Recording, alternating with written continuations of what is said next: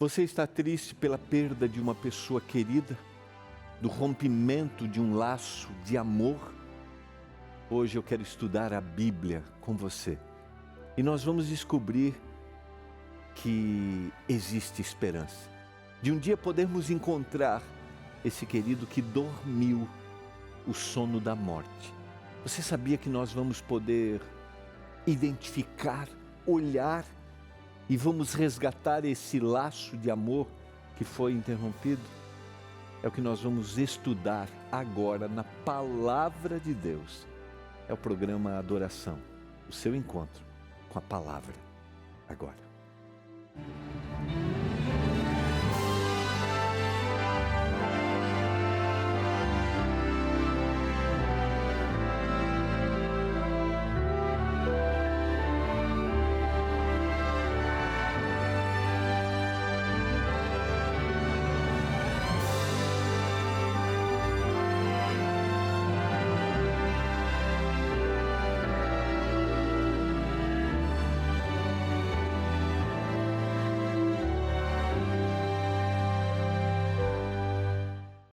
Olá, tudo bem com você? Que alegria, estamos juntos. Eu sou o pastor Gilmar Batistotti, apresento aqui na TV Novo Tempo o programa Escola Bíblica de segunda a quinta às 7h30 da noite.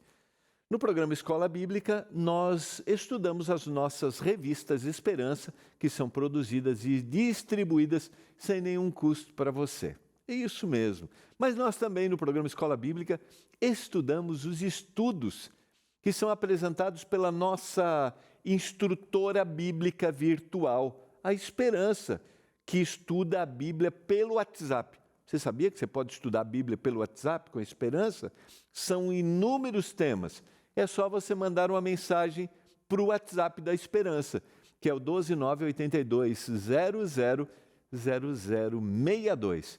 12982000062. E eu quero te oferecer um desses estudos, que é o estudo Superando o Luto. Qual é o objetivo desse estudo? É confortar seu coração. Caso você esteja enfrentando uma perda, como eu mencionei, perda de uma pessoa muito querida que você amou muito, esse estudo vai te dar dicas de como lidar com esse processo do luto, para a gente entender, né? E também para você ajudar alguém que precisa desse consolo. De todos os problemas que a gente pode passar na vida, eu acho que o mais duro, mais difícil é quando a gente perde uma pessoa querida. Ninguém está preparado para essa perda. E quando ela chega, causa muita dor, muito sofrimento.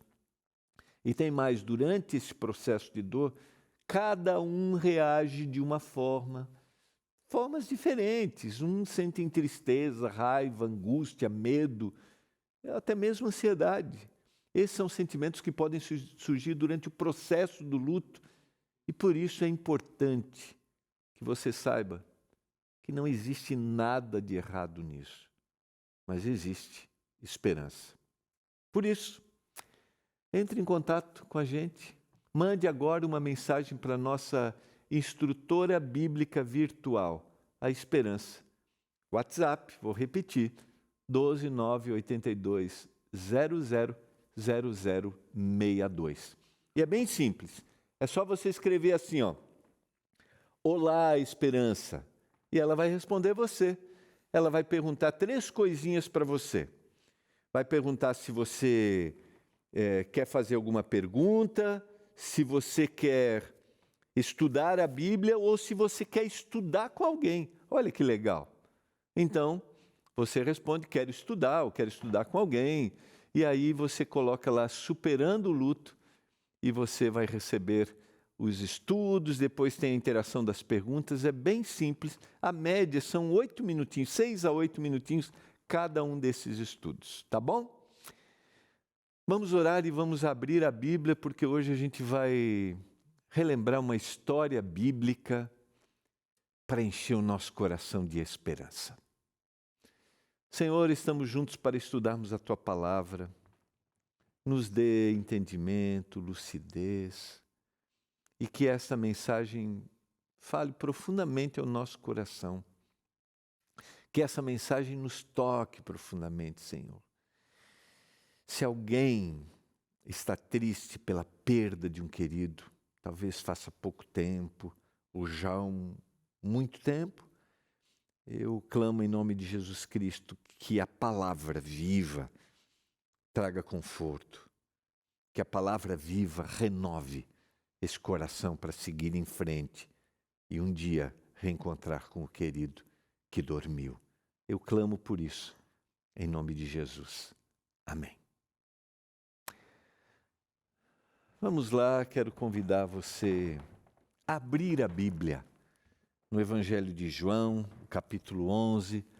Talvez você já tenha ouvido essa história muitas vezes, você que frequenta uma comunidade religiosa.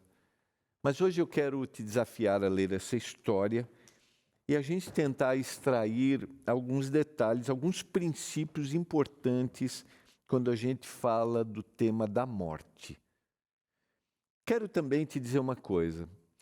Quando eu apresento uma ideia que normalmente ela é contrária ao que se fala, meu objetivo não é criar nenhum tipo de concorrência, de convencimento. Não.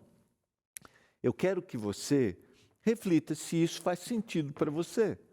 Se faz sentido acreditar do jeito que você acredita. É óbvio que quando eu estudo o tema da morte, eu deveria resgatar alguns princípios que são apresentados, porque quando a gente fala sobre o estado do homem na morte, o que acontece com uma pessoa após ela morrer, a gente tem que fazer essa ligação. Esse não é um tema isolado, a gente tem que fazer uma ligação com o todo, que é a lógica da existência dentro do contexto bíblico. E para entender a lógica da existência, a gente teria que voltar lá ao processo criativo, Gênesis capítulo 2, verso 7, quando Deus cria o ser humano, de forma literal, do pó da terra, e lhe sopra nas narinas o sopro da vida. E o homem passa a ser uma alma vivente. Quando eu estudo este tema, para mim fica claro que o sopro da vida não é um outro ser que o Senhor coloca dentro da gente. Isso não está dentro da Bíblia. E quando a Bíblia usa a expressão alma vivente, essa expressão se repete no texto bíblico inúmeras vezes, ela está se referindo a uma pessoa.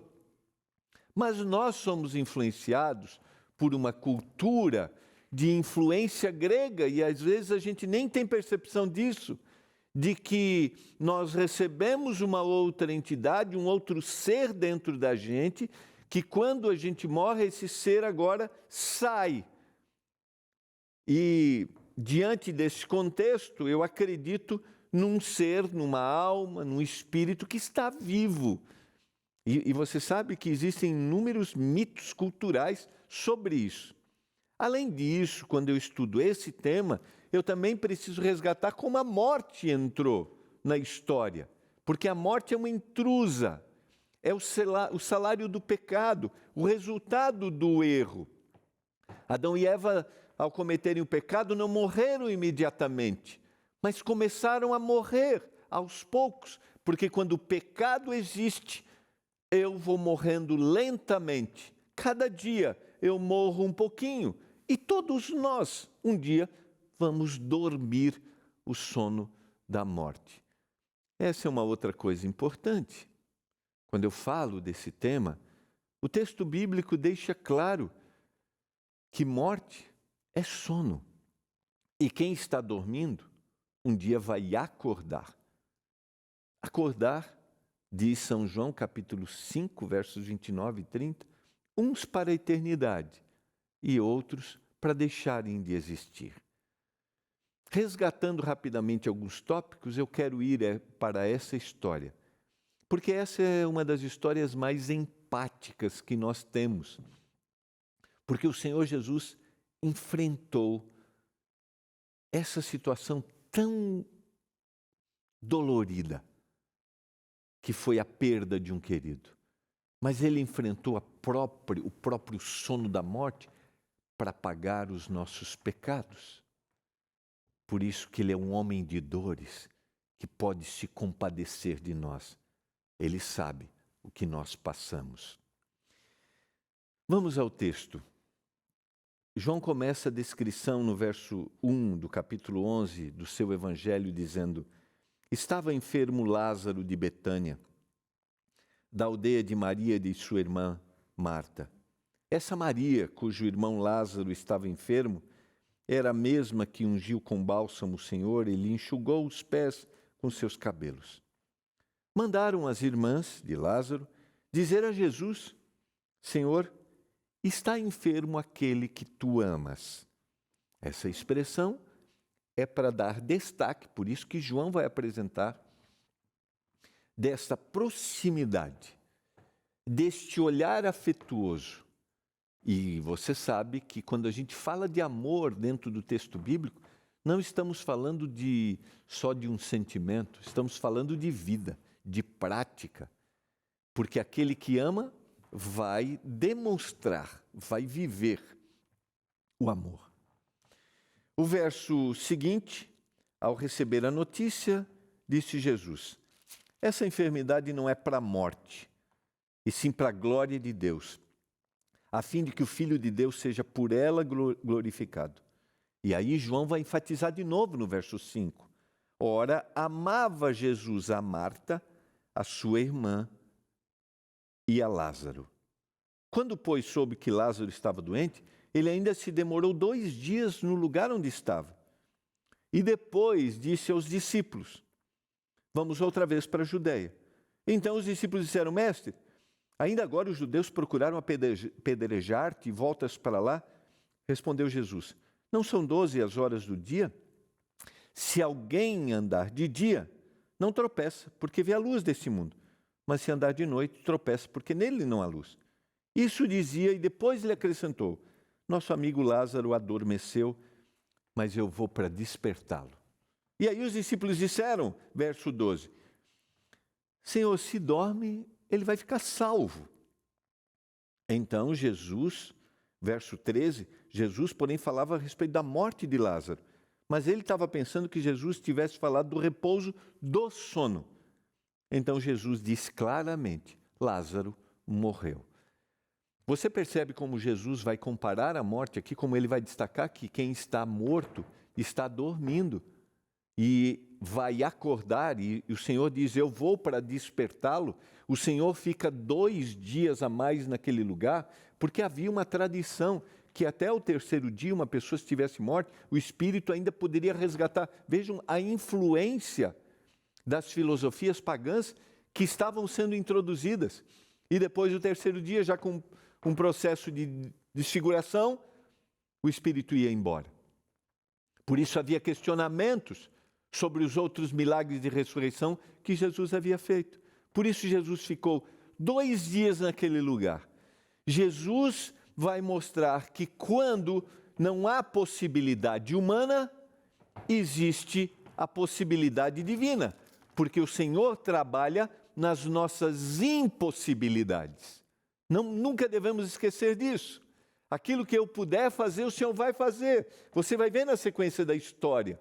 O Senhor vai dizer: retirem a pedra, mas só Ele pode dizer: venha para fora.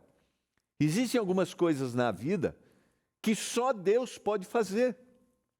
E uma delas é dar vida de novo. E uma delas é dizer assim: sua vida tem significado, porque não é só dar vida, mas é dar significado à vida. Nada neste mundo pode dar significado à vida. Só o Senhor.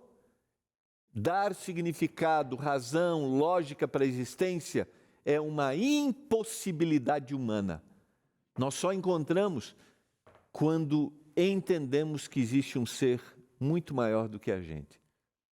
Sabe que esses dias eu estava lendo algo muito interessante? Em todas as religiões do mundo, as grandes religiões, todas, islamismo, budismo, hinduísmo, judaísmo, cristianismo, todas, acredita-se na vinda de um Messias de alguém que vai transformar esse ambiente de sofrimento e de dor. Veja como é interessante, porque está muito claro para o ser humano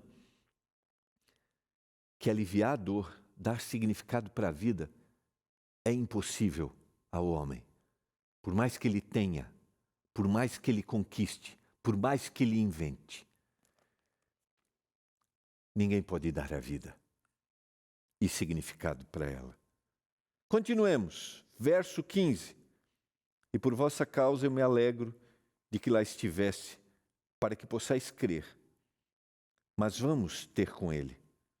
Então Tomé, chamado Dídimo, disse aos condiscípulos: vamos também nós para morrermos com ele. Chegando-se Jesus, encontrou Lázaro sepultado há 4 dias. E quando o Senhor vai se aproximar do túmulo, ele vai ser alertado do processo de decomposição. Mas lembra? Há um propósito. Ora, Betânia estava a cerca de 15 estádios, perto de Jerusalém, 2 quilômetros aproximadamente. Então, verso seguinte, muitos dentre os judeus tinham vindo ter com Marta e Maria para as consolar a respeito do seu irmão. Deixa eu só conferir, 15 estádios são 3 quilômetros, não 2, aqui que eu fiquei em dúvida. Então, tinham vindo ter várias pessoas ali, muitos dentre os judeus, verso 19, vindo ter com Marta e Maria para os consolar a respeito do seu irmão. E agora, no verso 20, Marta, quando soube que vinha Jesus, saiu ao encontro. Maria ficou sentada na casa. Disse Marta ao Senhor, Jesus, se tu estiveras aqui, não teria morrido o meu irmão. Por isso, o pedido do chamado. Está doente, está enfermo, aquele que tu amas. Porque elas depositavam em Jesus esperança. Assim como muitas vezes nós depositamos, mas nem todas as coisas acontecem do jeito que queremos. E eu vou dizer para você, queridos, isso é inexplicável. São inúmeras variáveis. Mas uma coisa eu quero te dizer. Mesmo que o pior aconteça, ou que tenha acontecido, ainda existe esperança. Pode acreditar. Porque mesmo o dormir, mesmo a morte, não é o fim, ainda que a gente deseja a vida. A vida aqui, porque não fomos feitos para passarmos por isso. No verso 21 disse, pois Marta, Senhor, se estiveras aqui não teria morrido meu irmão, mas também eu sei que mesmo agora, tudo quanto pedirdes a Deus, Deus vai te conceder. Declarou-lhe Jesus, teu irmão há de ressurgir. Eu sei, replicou Marta, que ele há de ressurgir na ressurreição no último dia. Disse-lhe Jesus, eu sou a ressurreição e a vida. Quem crê em mim, ainda que morra, ainda que durma, vai viver. Vai viver depois, porque ele estará dormindo, depois quando ele acordar, no último dia. E Paulo vai escrever aos Tessalonicenses, também aos cristãos na cidade de Corinto, que ao ressoar da trombeta, a trombeta vai soar e os que morreram em Cristo ressuscitarão primeiro. Mas a história não termina. Todo aquele que vive e crê em mim não morrerá eternamente. Ele dorme se ele acreditou no Senhor, mas ele não vai morrer eternamente. Crê você nisso?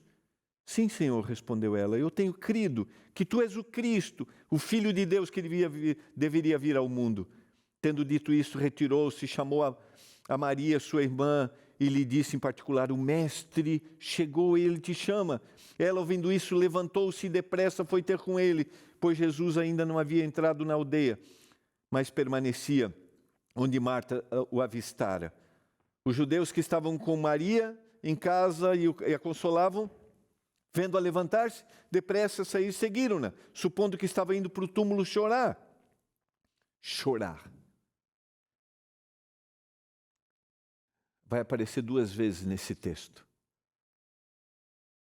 Nessa suposição, com a evidência de que Maria estava chorando, e depois, quando Jesus vê toda aquela cena de sofrimento e de dor, a consequência que o pecado trouxe, Jesus chora copiosamente. Sabe por quê? Porque Ele conhece a dor. Querido, quero dizer para você que talvez você chore todos os dias por essa pessoa que você aprendeu a amar e dormiu o sono da morte. Talvez você olhe para aquela foto, talvez no dia do aniversário, talvez nas boas recordações, o Senhor olha para o seu choro e Ele guarda tudo dentro de um potinho, como diz o salmista, porque o Senhor conhece as tuas lágrimas. E eu vou te dizer, está tudo bem chorar, está tudo bem, não se culpe. Uma vez alguém me disse assim: pastor, já se passou 1 ano e eu ainda sinto saudade. Está tudo bem. Não existe uma regra, queridos. Quando a gente ofereceu para você o estudo Superando o Luto, que é da nossa instrutora bíblica virtual, você vai ver lá as dicas. Não existe uma regra básica, sabe? Não, cada um é cada um. Não deixa de pedir o seu estudo, de fazer. Pelo WhatsApp é simples. Vai aparecer o número da esperança de novo aí para você, ó, o 12982000062. Escreve lá, Oi Esperança, escreve o seu estudo, Superando o Luto, 12982000062. Não existe uma regra. O verso diz que ela corre, se lança aos pés de Jesus, dizendo: Senhor, se o Senhor estivesse aqui, meu irmão não teria morrido. Percebe? A mesma expressão usada por Marta. Jesus vendo-a chorar. E bem assim, os judeus que acompanhavam, agitou-se no espírito e se comoveu. A palavra comoveu tem a ver com, mexeu com seus sentimentos, com as suas entranhas. E perguntou: onde o sepultaste? Ela responderam: Senhor, vem e vê. E Jesus chorou, diz o verso 35. Então disseram os judeus: vede quanto o amava. Mais uma vez, o autor vai enfatizar a afetividade, o carinho. Quero dizer para você, querido, que o Senhor não deixe de nos amar, mesmo que a gente passe por dor, por sofrimento. Não significa que Ele não nos ama, que Ele nos abandonou. Não significa que Ele deixou você sozinho, que Ele deixou você sozinha diante da perda. Você não está. Ele continua te amando, porque Ele quer te dar esperança da eternidade. Por isso Ele vai morrer, para que os mortos um dia acordem, porque Ele é a ressurreição e a vida. E quem crê nele, ainda que morra, vai viver. O Senhor se transformou na solução, por isso que Paulo vai dizer: tragada foi a morte pela vitória em Jesus Cristo. É Ele, é por Ele, é nele que nós temos esperança. Então disseram os judeus: vede quando o amava, verso 37, mas alguns objetaram: não podia Ele, que abriu aos olhos do cego, fazer com que ele não morresse? A dúvida que vem, né? Por que o Senhor me abandonou? Por que o Senhor deixou? Jesus, agitando-se novamente em si mesmo, encaminhou-se para o túmulo. Era esse numa gruta cuja entrada tinha posto uma pedra. Então ordenou o Senhor: tirem a pedra. Disse-lhe Marta, irmã do morto: Senhor, já cheira mal, porque já está 4 dias. Respondeu-lhe Jesus: não te disse eu que, se creres, verás a glória de Deus? Tiraram a pedra. E Jesus, levantando os olhos para o céu, disse: Pai, graças eu te dou, porque me ouviste. Aliás, eu sabia que sempre me ouves, mas assim falei por causa da multidão presente, para que creiam que tu me enviaste. E tendo dito isto, clamou em alta voz: Lázaro, vem para fora. Saiu aquele que estivera morto, tendo os pés e as mãos ligadas com ataduras, e o rosto envolto num lenço. Então ordenou Jesus: desatai-o e o deixe ir. Essa história, queridos, é a certeza de que um dia o Senhor vai falar o nome. E aquele que está na sepultura vai sair, vai levantar. Porque quando Cristo diz seu nome, tudo em volta se ilumina, diz a música. Qual era o nome? Qual era o nome dessa pessoa que você aprendeu a amar? Qual é? Um dia, Cristo vai dizer o nome dessa pessoa. Você acredita nisso? Você acredita? Pode acreditar. Existe esperança. Eu vou te dizer, para mim não existiria lógica na existência se os laços não pudessem ser resgatados. Não existiria lógica se eu achar que a minha vida, Paulo vai dizer isso na carta aos Coríntios, se a minha vida limitasse apenas a isso aqui, eu seria o mais infeliz de todos os homens. Por isso que o Senhor vai dizer o nome, como disse Lázaro, vem para fora. Ao ressoar da trombeta, os mortos vão acordar. Eu não sei se você acredita nisso, tem disposição, mas eu quero só te convidar a abrir seu coração. Porque para mim está claro que a eternidade faz sentido se a gente tiver esse reencontro. Eu quero orar agora para que o Senhor encha seu coração de esperança, te dê paz, enxugue suas lágrimas. Porque a gente sente saudade. Eu tenho uma lista de pessoas queridas, próximas, que se transformaram queridas, próximas, minhas ovelhas, que eu já fiz um funeral. Que essa mensagem renove seu coração. Pai, obrigado pela tua palavra. Obrigado por essa história. Ali o Senhor mostrou que o Senhor é o Deus das possibilidades. Porque quando não há possibilidade humana, há possibilidade no Senhor. E só o Senhor pode dar vida. Que essa mensagem toque profundamente a cada um dos nossos telespectadores. Em nome de Jesus. Amém. Foi muito bom estarmos juntos, que a mensagem da palavra do Senhor toque profundamente seu coração, renove a sua esperança, te traga consolo e que você compartilhe essa mensagem com todos. A gente se vê aqui na Novo Tempo. Tchau.